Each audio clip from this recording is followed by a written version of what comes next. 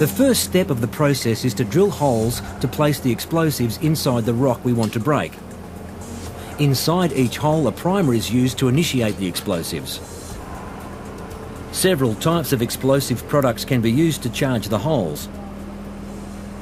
Essentially, the holes are filled with either packaged or bulk explosives.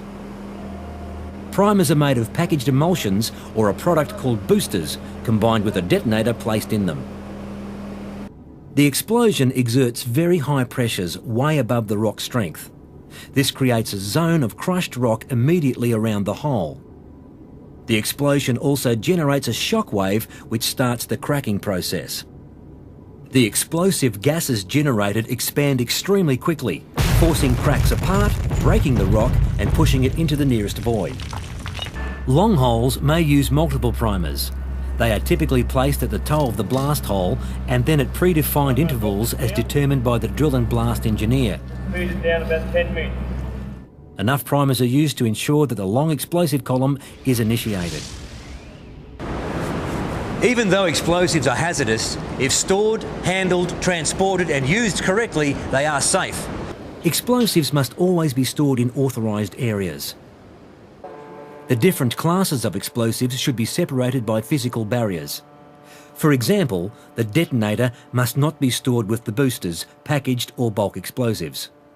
It is a good practice to display the storage rules inside the magazines, and only authorised personnel will have access to the explosives.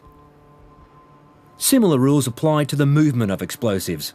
They can only be transported in approved vehicles driven by competent and authorised persons. Blasting is part of everyday life in a mine, and each site has specific procedures for firing. You should be aware of these procedures.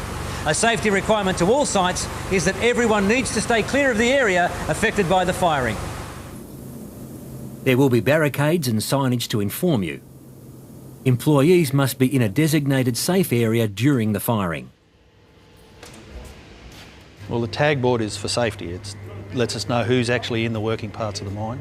So if there's anybody left in the mine, we don't fire. 3, 2, 1.